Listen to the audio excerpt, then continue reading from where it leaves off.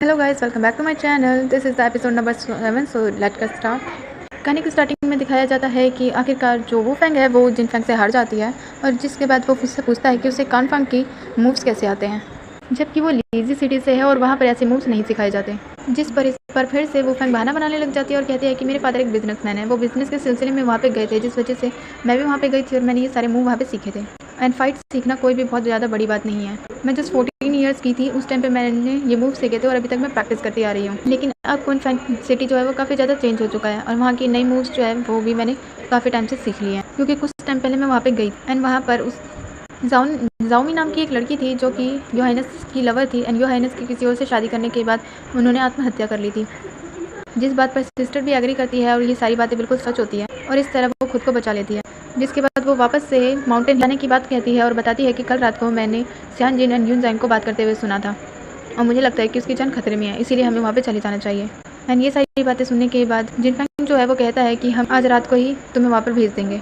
And हमें यहाँ पर गोंगजी को गुफा के अंदर दिखाया जाता है, जहाँ पे एक एल्डर उनके पास आता है और उसे आंखों पे पट्टी बांध देता है और उस गुफा के आगे ले जाने लगता है। जिसके बाद हमें जिन फैंग और सिस्टर को दिखाया जाता है, जहाँ पे वापस से सिस्टर जो है वो जिन फैंग पे लाइन मार रही होती है, लेकिन जिन फैंग उन्हें मना कर देता है और कहता है कि मुझे गोंगजी का ख्याल रखने के लिए जाना है। जिस पर सिस्टर भी स्माइल करते हुए कह देती है कि मेरे लिए मेरा भाई बहुत ज़्यादा इंपॉर्टेंट है, इसलिए तुम जा सकते हो। लेकिन उसके जाने के बाद वो काफ़ी ज़्यादा सैड होती है और उनकी आंखों में आंसू आने लग जाते हैं। जिसके बाद हमें गोंगजी को दिखाया जाता है, जिनके पास कोई एक एल्डर होता है और वो उसे गुफा के अंदर लेके जा रहा होता है और उसे बताता है कि वो काफ़ी ज़्यादा टैलेंटेड पर्सन है और साथ में वहाँ जाने के बाद उसे किस लोटस को लेना है, वो किस टाइप का है, वहाँ जाके उसे कौन कौन मिलने वाला है, इन सब की डिटेल्स दे रहा होता है और कहता है कि एल्डर्स ने बिल्कुल सही इंसान को किंग बनने के लिए चुना है। एंड ये सब लोग जो है वो किंग को स्कॉट बेल्टर कह रहे हैं, लेकिन मैं किंग ही कहूँगी। जिसके बाद हमें वापस सिस्टर को दिखाया जाता है जो अकेली बैठकर काफ़ी उदास हो रही होती है। तभी उनके पास आंट वूजी आती है, जिसे सैड देख के वो उसका रीज़न पूछती है एंड सिस्टर बताती है कि उसे जिन फैंग के साथ कुछ टाइम स्पेंड करना है, लेकिन वो बहुत ज़्यादा काम कर रहा है और मुझ पर बिल्कुल ध्यान नहीं देता।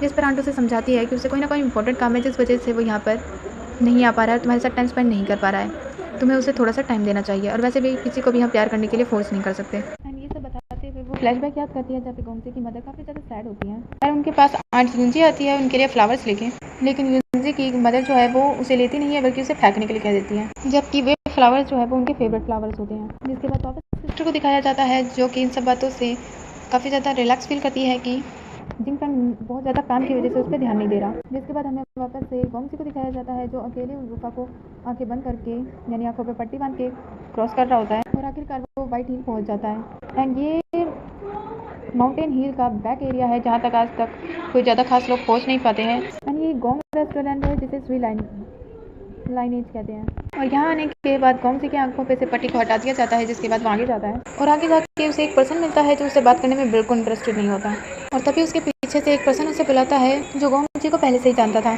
जिस पर गोंगजी उससे उसका नाम पूछता है और वो बताता है कि उसका सरनेम शुई है। जिस पर गोंगजी जो है वो उससे यहाँ के ट्रायल के बारे में बात करने लग जाता है। वो बताता है कि ये तुम्हारा कोई ट्रायल नहीं है, इस वजह से रिलैक्स हो जाओ। गोंगजी कहता है कि मैं हमेशा माउंटेन के फ्रंट साइड ही बड़ा हुआ हूँ, मैं आज तक यहाँ पे कभी नहीं आया, इसलिए मुझे यहाँ के रूल्स के बारे में नहीं पता। और हमें यहाँ पे दूसरे पर्सन का नाम बताया जाता है चोंगजी, जो जिसे कहा जाता है गोंगजी को एक रेस्टोरेंट रखने के लिए। जिसके बाद हमें दिखाया जाता है यहाँ पे वो फैंग को जो कि गार्ड को थैंक कह रही होती है उस माउंटेन की दूसरी साइड जाने के लिए। इसके बाद ये तीनों प्लान बनाते हैं और अपने प्लान के मुताबिक जिन फैंग जो है वो माउंटेन के फ्रंट साइड आता है गेट पर एंड वहाँ पे एक गार्ड को कुछ कपड़े देता है जिससे वो अंदर लेके चला जाता है।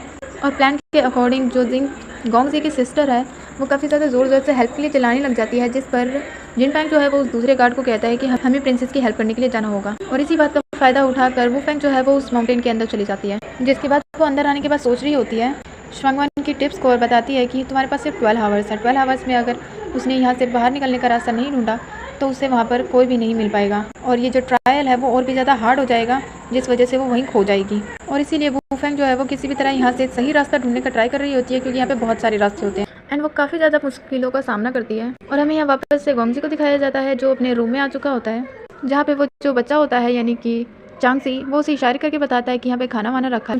जिसके बाद वो वहाँ से चला जाता है और गोंगजी जो है वो सब जगह देख रहा होता है और उसे एक दीवार मिलती है जिस पे वो ज़्यादा ध्यान नहीं देता। और हमें यहाँ दिखाया जाता है एक फ्लावर को जो कि फीवर स्नो लोटस फ्लावर है, जिसे लेकर ये वाइट ड्रेस वाला पर्सन जो है वो चांगजी के पास आता है और वो उससे कुछ मेडिसिन बना रहा होता है। जिसके बाद ये दोनों आपस में बात करना स्टार्ट करते हैं कि चांगजी एंड गोंगजी इन दोनों में से कौन ज़्यादा बेटर है, जिसके लिए चांगजी जो है वो उसे एक जेट पेंडेंट देता है और उसके साथ वॉक पे जाने के लिए कहता है। जिसके बाद दिखाया जाता है कि वो दोनों जो है वो गोंगजी के रूम में आ जाते हैं और उसे बताते हैं कि उसे सेकंड ट्रायल के लिए जाना है। एंड वो जाकर उसी दीवार को ओपन करते हैं जिस दीवार को पहले चोंगजी ने देखा था।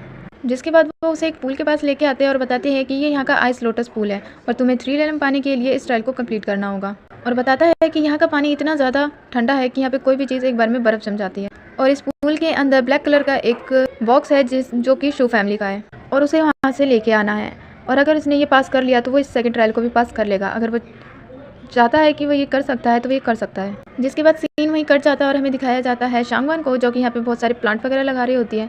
एंड वहीं पे सॉन्गजिन आता है जो उन सभी को डांटने लग जाता है और उनसे कहता है कि क्या तुमने मुझसे परमिशन ली। और ये सुनने के बाद सभी नींव पे बैठ जाते हैं। एंड वो शांगवान के पास आके कहता है कि तुम नींव पे क्यों नहीं बैठी। जिसके बाद शांगवान भी नींव पे बैठने वाली होती है, लेकिन सांजिन उसे रोक देता है और एक तरह से उससे टॉर्चर करते हुए उसे बोलता है कि तुम नींव पे क्यों नहीं बैठी, जबकि वो बैठने जा रही थी और वो खुद ही उसे रोक देता है और उसे बैठने भी नहीं देता।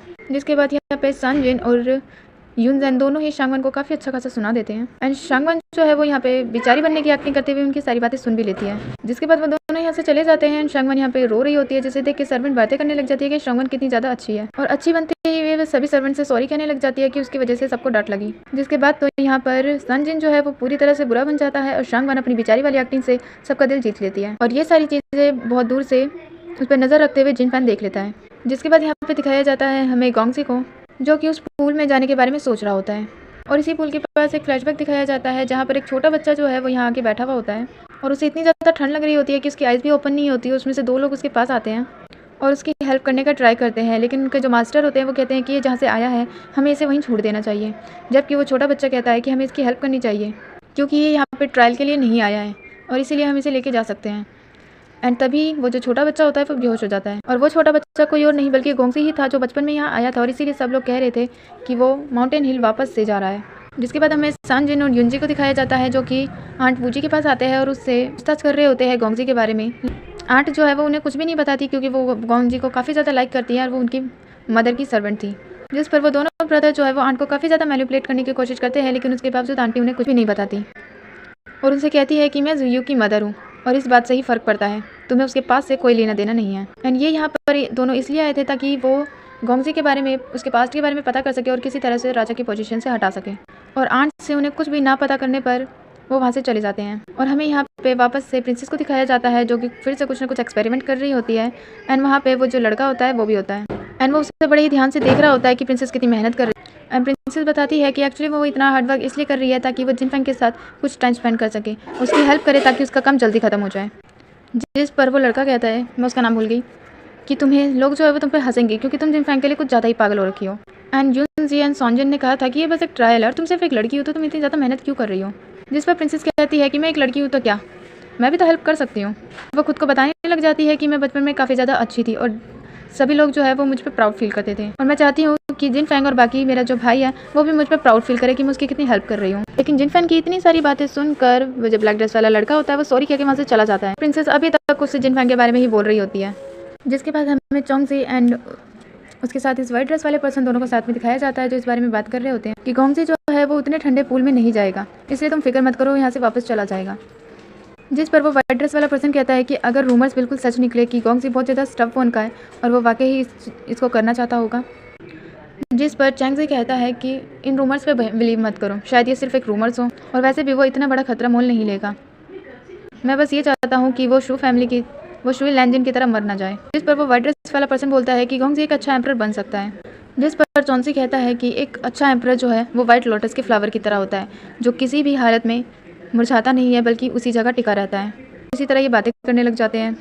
जिसके बाद हमें यहाँ पर वूफैंग को दिखाया जाता है जिसके सामने यहाँ पे चोंगजी होता है और वो उससे पूछती है कि एक्चुअली में कौन सी जगह है। जिस पर वो उससे पूछता है कि क्या तुम फ्रंट हिल से आई हो। जिसके बाद वो बताती है कि एक्चुअली में वो लू लिनिया ही है और वो यहाँ पे गलती से आ गई है। लेकिन उसकी इस बात पे बिल्कुल भी भरोसा नहीं होता चोंगजी को और वो उसे एक मेडिसिन देता है पीने के लिए, जिसे पीते हुए वूफैंग रियलाइज़ करती है कि चोंगजी उसे बहुत ही ज़्यादा क्लियर तरीके से देख रहा है और उसे उसकी किसी भी बात पे भरोसा नहीं हुआ। जिसके बाद हमें यहाँ पे एल्डर को दिखाया जाता है जहाँ पर वो एक सर्वेंट को बहुत सारी बुक्स दे रहा होता है और बताता है कि ये न्यू बुक्स है गोंगजी के लिए जो उसके लिए काफ़ी ज़्यादा अच्छी रहेंगी, वो जब वो ट्रायल से वापस आ जाएगा तो वो उसे देंगे। जिसके बाद हमें दिखाया जाता है कि गोंगजी जो है वो उस वाइट ड्रेस वाले पर्सन के साथ होता है और तभी वो कुछ बाहर आवाज़ें सुनता है जिसे देखने के लिए वो बाहर, और वहाँ पर दिखाया जाता है कि वूफैंग एंड चोंगजी जो है वो आपस में बहुत ही ज़्यादा फाइट कर रहे हैं।